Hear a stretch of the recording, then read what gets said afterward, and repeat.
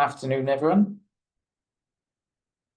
There you go. Yeah, welcome. So the first presentation of the series. It's been a while coming, but we're finally here. So before we start, just a little bit about the YMC. We're a group of younger or early career engineers, all working around the area of kind of engineering and welding. The whole point of the YMC is to kind of increase network and knowledge sharing throughout the industry. We can support in career development, mentoring, regardless of what stage you're at, or if you're applying for professional registration, we can help. Our aim is just basically to share knowledge and help the industry as a whole, and also a bit of outreach in terms of schools, colleges, universities.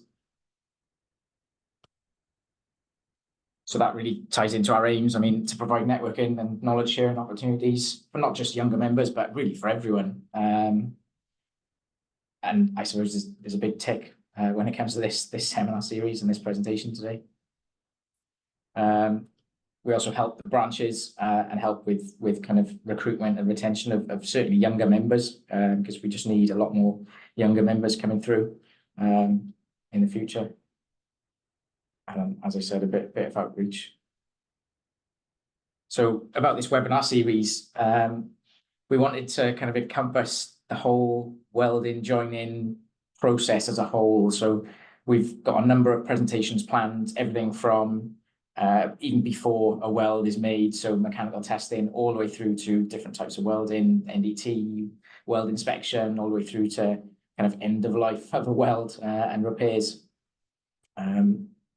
The idea is just almost a relatively basic introduction into a number of different types. We've got a number planned or in the process of planning at the moment, and we're always looking for more topics. If anyone's got interesting topics, feel free to reach out, or if you want specific topics. And certainly this presentation by Sam will give an overview of the different types of friction welding processing, industrial applications. Lots of people haven't come across it. I certainly haven't really come across it. I've seen a little video when I was in TWI a few years ago, and I didn't even know there were different types of friction welding. So I'm already going to learn something. And yeah, so first of all, thanks Sam for volunteering to go first. I know it's a daunting task, but yeah, Sam's been working at TWI around 2.5 years in the friction welding processing team. And you've been involved in and led a number of R&D projects, and we were just discussing that takes you all around the world, like European Space Agency and McLaren. So yeah, I hope everyone enjoys this, and yeah, over to you, Sam. Well, thank you very much, Sean. Let me just share my screen now. Cool. Is that coming through? Yep. Great. So yeah, no, thank you for that introduction and just sort of reiterating that really. So my name is Sam Holdsworth. I'm a project engineer at TWI within our friction welding and processing team. It was a technology process, like Sean mentioned, that I hadn't really come across before. It was something that was mentioned during my time at university. And so I've really relished the opportunity since joining TWI of getting stuck into the processes that we specialize in and the types of applications that have found their niche and their utilization of the processes I'll cover today. As a quick overview of those who aren't familiar about TWI, and let me just go into presentation mode. There we go. So for those that aren't familiar, TWI is a research and technology organisation mainly based within the UK. We've been going for quite a long time now, and the Welding Institute is obviously an integral part of that. And so I'm very happy to be hosting this webinar today on friction welding and processing for the Welding Institute. The key point I want to mention really on this slide is this TRL scale that we see in the bottom left here. And this shows typically what technologies and processes, the steps they have to go to make market application and real world use really. And you'll see that in some of the technologies that I talk about today, how they sit across this TRL scale. And so as a sort of very high level overview, these are the key friction welding variants that I'll talk about in the presentation today. You can see that they're split into two main groups. So the two technologies that we see on the left-hand side here rotary friction welding and linear friction welding, is where we're generating frictional heat between the two workpieces that we're hoping to join. And then the set of parameters and variants that we see on the right-hand side here involve friction that is generated by a third body, typically by a rotating tool that we plunge into typically metallic materials to generate that frictional heat. And then normally we're stirring those components together to join them. And so you can see across the technologies that we'll talk about, obviously the key point here is on friction and using that frictional heat to generate the joint between the materials. And this is where the processes differ from other more traditional processes like tungsten, inert gas, sort of TIG welding, MIG welding, laser welding, electron beam. And these are fusion processes that are relying on melting and resolidifying the material, typically to join those materials together. So if we just focus on rotary friction welding in the top left-hand side there, you see that this rotary friction welding process is split into two main categories. So you've got direct drive and inertia friction welding. Direct drive is where you maintain your rotation as you're pushing those components together, and that is being supported as that weld is being completed. Whereas inertia, you spin your component up to a set speed, and then when those components are joined together, you let the inertial energy involved with the rotating component generate that heat and then forge the components together. And in terms of the history of rotary friction welding, you can see it dates back to quite a long time ago now, back in the 1920s. And you can see that it's been a set of different research institutes that have worked their way through developing the process to where it is today. TWI has been a part of that, but there's been many other companies involved with that development. And when we look at the key advantages of these friction joining processes, and we look at rotary in this instance, these are some of the key advantages that we see when we compare it to those other welding processes, such as fusion processes. And some of the key ones here, we're talking about single shot, so we can load our components in. It's a single step process then to join them together. And there's no consumables involved or shielding gases typically, which help when you look at sort of the cost of application and the cost of industry to implement these processes. A key one down here is self-cleaning. So those two surfaces that are rubbing together as the component is being forged and the joint is being created, what you do is remove that surface material as the two components are being forged together. And what that can do is remove any sort of grease or dirt or impurities that you have on the surface of your materials. And that can then lead to improved mechanical performance of that joint when you compare it to fusion processes. And then when we look at examples of the process within industry, what I've shown here mainly is the range of material combinations that can be joined together. And so you can see that the examples on the right-hand side, you've got that dissimilar material joining, which when you look at fusion-based processes, which melt and resolidify the material, typically these dissimilar joints is where you can cause issues in how those materials combine as they're solidifying. And you can have some issues being created by that process. And so in order to improve that performance and enable these types of joints to be created, typically that's where industry looks at friction welding processes. So that was rotary, and now we'll move on to linear. So still based on the same principle of generating friction between the components. And that's where this video in the top right-hand corner sort of illustrates that. So what we have here is titanium being joined together with linear friction welding. And so as we go through to this slow motion video, you can see that one part is oscillating now backwards and forwards, and the other part is held. And as those two components are rubbed together, we start to generate that heat. And then that plasticized material allows the components to be forged together. And so if we just bring up these diagrams here, as we're applying that force and moving one of those components, we can then apply a forging force that joins them together. And typically this is a very quick process. And so that can be a key advantage when we look at applications within industry. And now when we look at the history of linear friction welding, what you'll see is that there are more recent developments in terms of equipment that we have here at TWI. but still has a long heritage and history within industry. And so where we've seen key market applications for linear friction welding, the main one really, and it's quite an interesting one to note, is these bladed discs or blisks. And so what you have here is a cylindrical hub component that you then need to add these blades onto the outside of, typically for jet engines and commercial flights. And so what we're doing here is simplifying the manufacturing process by separating those two components, so the central disc and these blades that need to be added on, and then that linear friction welding process can be used to join those to create your final component.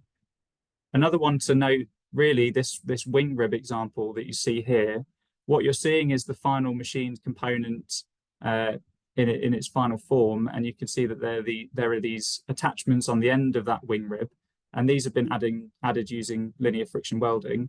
And the key advantage here is that you've simplified the manufacture of this final component into being less thick aluminium plates in the first instance. So what you can do now is improve your buy to fly ratio of this final component, because instead of buying an aluminium plate that is very thick to then be machined down to give you the final component, you can add these features that you see on the end here using the linear friction welding process, and then that improves your buy to fly ratio and ultimately gives you quite considerable cost savings on this final component as well. What's interesting to note is that the process is also being shown for other more unconventional materials. So far we've just been seeing metals. Some of the more recent trials that we've been doing in other directions to that has been some trials using linear friction welding for wood material. And so you can see the video playing through here is some of those trials being performed at our site in Cambridge of joining these woods, different types of wood together. And this is quite an interesting novel approach that we're looking at, and really ties into the sustainability drives that you see within some industries. So that was sort of a whistle-stop tour through rotary and linear friction welding. And now we'll look across to the other set of processes that we'll talk about today, which is where you're generating that frictional heat with an external component, or a third body in this case. They all draw from friction stir welding, which is the core process that those other two variants draw from. And so if we look at friction stir welding, now what we're looking to do, again, is generate that frictional heat, but we see that we have this rotating component, and that tool is being plunged into the metallic material. And in this case, what that is doing is generating the heat to bring the material up to a plasticized state. And then the features on that tool then stir the two materials together. And then what is left behind is then a very strong solid state joint to give you your final component. And so you can see as that tool's running its way through the two plate materials here that are in that welding configuration, what's left behind is a trail that the tool has left, and that is now the two plates being joined together. And so a key advantage is how well this process performs within aluminium material, which typically aluminium materials you struggle to weld together using fusion welding processes. Whereas when we look at friction stir welding and it being a solid state approach, what we can achieve now is very good weld efficiency. So this is the comparison of the welded component strength versus the parent material strength in a range of different aluminium alloys and a range of different thicknesses as well.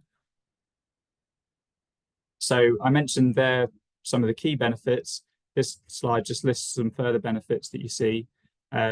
Again, what we're showing here is no shielding gas or filler wire needed to be required for welding particular materials. And this can be a key advantage, a key health and safety advantage when you compare it to other processes.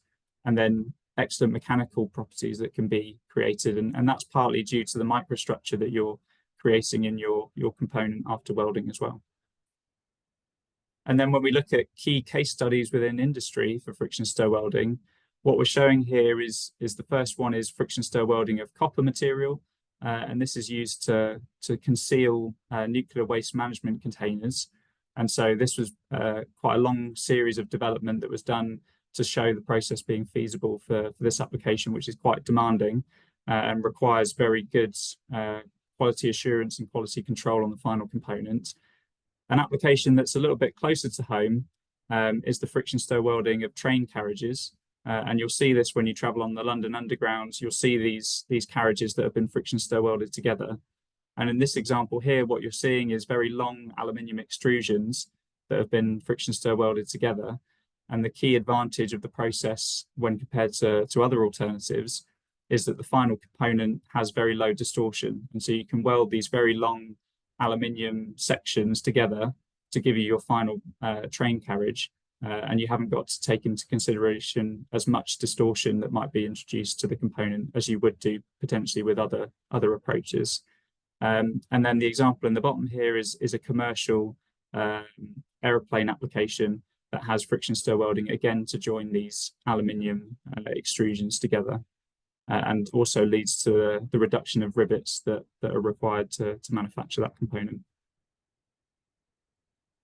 And so that was friction stir welding, which sort of underpins the last two that I'll talk about today. So refill friction stir spot welding. Effectively, what we're showing here with process development is with friction stir welding, you're plunging that rotating tool into your material, and then you're moving it through to combine the materials and leave you with a weld across a certain weld length. What we're now doing with spot welding is the same or a similar rotating tool is plunged into your material, but not moved through it. So you're just creating a weld in a single spot location. Then refill takes that a step further, and then in the way that the tool interacts, the two-part tool interacts as the tool is plunged into material, the probe retracts. So the volume that is displaced by that rotating shoulder is captured by that probe retracting. And then it then compacts the material back down to then leave the surface flush after welding. And so you can see that typically the applications that we're looking at here are rivets to join sheet material together. And so a key requirement sometimes is the surface finish that can be left behind. And so that refill aspect of the process is a key benefit there. And so when we look at applications within industry, what we typically see for rivets is where you have these skins on aeroplane fuselages, and you have these structural stringers to help with the strength of the component. And where you would typically see rivets joining these components together, what you can now do is replace that like for like with a refill friction stir spot welding application. And you can see there multiple points which have been welded together, as you would expect with the riveting process as well. And then the last one that I'll talk about today is more of a novel process that was invented and patented here at TWI, and we're slowly progressing up that technology readiness level scale. And this is stationary shoulder friction stir channeling, again derived from friction stir welding. So as we've talked about in the presentation today already, we have that rotating tool and it's moved through your workpiece. What we can typically see with friction stir welding, if it's not performed correctly though, is that we create this cavity defect as that tool is moving through the workpiece. And so if we haven't quite got our parameters right, or we haven't got our tool design right, what we can leave behind is effectively this void that follows the tool. And then what that leads to is detrimental mechanical performance of that joint. What friction stir channeling does is it takes that defect that we can create and exploits it to be an advantage. And so in this case, what we're doing now is our tool is moving through the material in the same way that it did before, but now the features on that tool are drawing that material away from the workpiece. And then we have a stationary shoulder that sits around that rotating tool that controls the rate that that material is being drawn up, and then extrudes a controlled amount in the form of wire typically. And so effectively what you're creating here is this wire that's coming out of your stationary shoulder. The volume of that wire then relates to the volume of the channel that you've created into your workpiece. And so effectively what you can now do is create a channel within your material with an enclosed sealing over the top in a single step process. And this is quite an innovation on other more traditional manufacturing methods for creating channels within metals. So when we look at the current manufacturing approaches in comparison to friction stir channeling, there are a number that come up. These are sort of the three main ones that we see. One approach is that you mill away a cooling path within a plate, and then you would braze or friction stir weld, potentially a lid over the top of that to seal your liquid cooling channel. You could look at gun drilling, where you drill in straight lines and then cap off your entry points to create a network through your material. Or more of the low cost, high volume approach is copper press tube, where again, you're milling away your channel path in the material, and then you're pressing in a copper tube, sorry, to be your cooling path and contain your cooling liquid in this case. And this is where this friction stir channeling approach could be an innovator for these traditional components. And then the progress that we've made in process development that we've done here at TWI, this is some images from channels that have been created within aluminium. And so you can see here, this is after the process has been performed. And so what we've created is this channel under the surface of the material, and this sealing has been formed over the top, and that's been done all in a single step. And then progressing beyond that, we're now looking at copper materials, which again, you can see here, we've performed trials where that tool has moved through our material. It's drawn a controlled amount up and left a channel underneath the surface, and then sealed the sealing over the top to create a cooling path through that material. And so I mentioned at the start of the presentation what the relevance of that TRL scale and the technology readiness. And so what we've seen in the presentation today is that we have a range of different maturities for these approaches, going from very early stage feasibility, where we're looking at doing novel development for key applications and slowly proving that out, versus technologies now that have had more history, more development put into them, and now are mature technologies that are in real world applications up towards the TRL 7 to 9 end of the spectrum. And so what I've tried to show with the talk today is that it doesn't really matter where you sit across this TRL scale. You can have involvement in many different ways. And I'm fortunate enough here at TWI that I get some exposure to that different range of technology readiness levels. And so that wraps up, I think, quite quickly, quite concisely, a very quick overview of friction welding and processing. And so I hope that for those that weren't familiar with the technologies, that's just a little bit of insight into how those technologies work and some of the key applications. And then I'd be interested in the Q&A at the end of this presentation. If you have any further questions, I'm more than happy to talk about those. And that wraps up the technical content really from what I wanted to go through today. And then what I wanted to lastly touch on, and this is aligned really to the fact that this is a younger members webinar and it's open to anyone to be involved. And so what I wanted to do is just touch on my personal career development, just to give some insight to that. Not necessarily to say this is the way to go or this is what I would recommend, but just to give a bit of context to what I've done before and how that's led me today to my position here at TWI. In terms of my school and sixth form backgrounds, I did A-levels in maths, physics and computing, and then went to the University of Birmingham to study materials engineering. And really this was a topic that I'd never heard of before, and when I was doing my A-levels wasn't really on my radar, and it wasn't until I went to open days at different universities that materials engineering stuck out to me as something that had a really nice mix of sort of the more mathematical and numerical approaches that you see within maths and physics, but was very much applied to real world applications and had a very strong link to industry. And that's the draw towards more of the engineering and the end use and seeing what the work that you do in the real world today. And so I thought materials engineering was a really nice mix to that. And then after I graduated, this was in 2020, lockdown happened. And so I'd been very keen to jump into graduate positions, but lockdown and sort of the restriction on hiring for a number of different companies made that very difficult.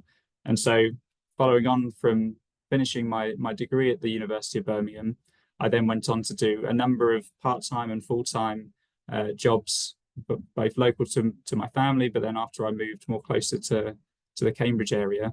And this was in a range of different industries that I didn't necessarily gain any expertise at university, but definitely taught me a lot of soft skills and was very useful work experience moving forward into what I wanted to do next.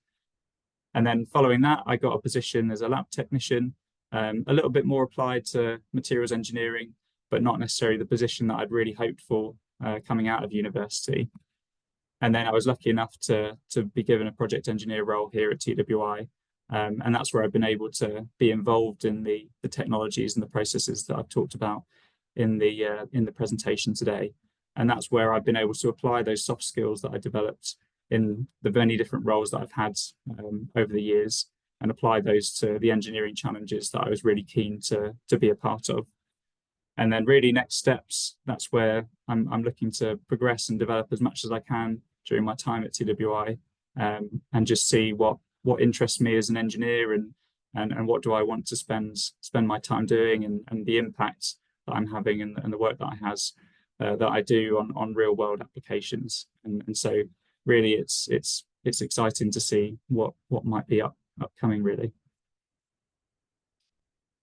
So that was a very quick sort of rattle through the technical overview of friction welding and processing, and then a little touch on sort of my personal background and careers development.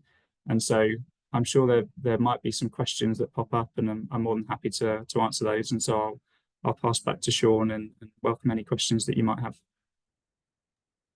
Yeah, thanks for that, Sam. Oh, that was really interesting.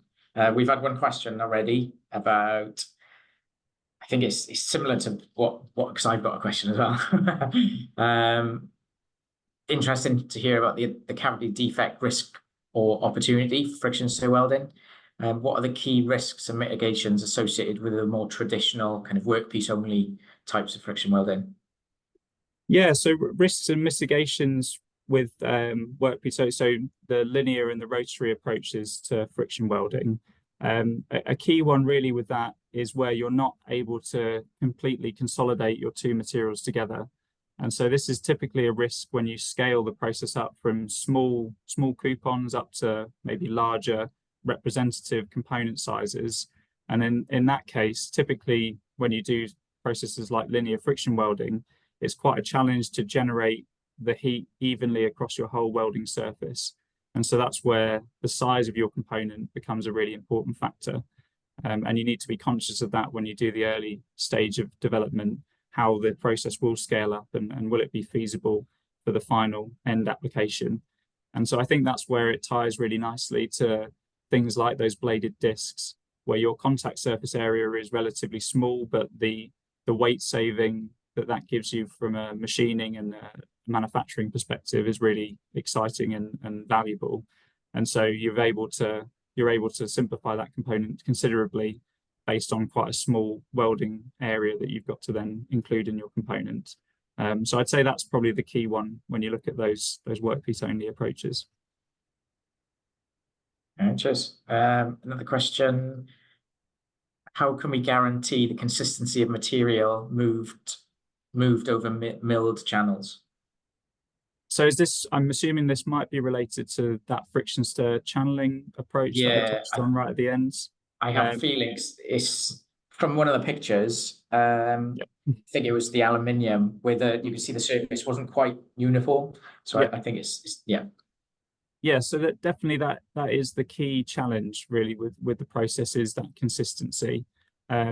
What we can do to guarantee that consistency is work on parameter development and tool design that gives us an optimized amount of material that is left in that channel sealing, to then reduce the risk significantly of there being points along the channel that you've created where you might not have enough material left behind to seal that, and to make sure that the product is leak free.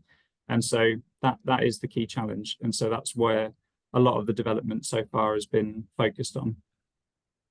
Okay. My question: do you with the temperatures involved, do you get anything like fracture occurring or kind of cracks forming when it solidifies? So what we're doing here is not melting the material, but bringing it up to a heated sort of plasticized state. But certainly you do have that cooling then afterwards. And so what might occur is, if that cooling is done too quickly, you might run into the same issues that you have with things like solidification cracking. I would say that it's it's less likely to occur with things like friction welding processes, but it is something that is still a risk. And so it's something that you need to be conscious of when you're doing your early development. How will this product look like in the final form? And could that issue sort of arise when you get later down the line? And how do you mitigate that in the parameters that you develop? Okay. Any more questions? Otherwise, I've got one quick question. How small, in terms of, because you need a machine to do it, how small can that be? Can you have like a mobile machine that you can take somewhere, or? Yeah, I think that's the key challenge when you compare it to more traditional welding processes, like your MIG or TIG welding, is that you typically see those done at site, and they can be done with equipment that is quite easily portable, and it can be brought to the component. When you look at friction welding, not just linear and rotary, but also friction stir welding as well, typically they are less mobile bits of equipment that are needed. It's more usual to have the component made off-site and have that process performed at an earlier stage in the final manufacture of that component. You do now see some mobile equipment options out there in industry. A colleague of mine has worked quite a lot recently on a friction stir welding equipment solution that can be magnetically held to steel structures, and that bond to the material is strong enough to then perform the process in situ. But that's sort of where that risk and that aspect of the process has been quite a lot of research focus to develop those more portable equipment solutions. Okay, cheers for that. We haven't got any more questions, so thanks, Sam. And cool. Yeah, one more. With linear friction welding, what tolerance can the two components be assembled to? Yeah, so that's a great question. Typically, when you compare it to other manufacturing processes, tolerance is a key consideration. What we see with linear friction welding is very tight tolerances can be possible. And so you can have very good control over your machine and your parameters to ensure that typically as you've got one part is oscillating and the other is fixed, you can bring that welding cycle to finish at a point when those two components are very well aligned in the final form, and that really helps you with your tolerances. And then when we look at things like distortion that's induced from the heat that you're using, because you're not melting and re-solidifying your material, your tolerances induced from distortion that you've created from your welding process can also be reduced as well. Okay, cheers. We've got a couple more as well now. How do you test the quality of the spot weld compared with the peel test for conventional spot welding? So in terms of mechanical testing, this can be done in a very similar way to conventional spot welding. So what you're seeing, and you saw it with that aerospace example, it's being manufactured in the same way that you would do with a conventional spot welding or riveting approach. And so then the same mechanical tests can be performed, and you can work to the same quality assurance, quality control standard. Typically that can involve a tensile test of your component, and you can look at different friction stir spot welding layouts within your component to see what might give you the best mechanical strength as well. Okay. One more. Where is the friction channeling technique with regard to the TRL scale? What are the applications considered? Yeah, that's a great question, because I think that's what we grapple with on a daily basis with is where do we fit this process in that scale, and how does that then help us understand where do we need to focus our efforts in development. I would say that the technology readiness of the process really depends on the material choice that you're looking for.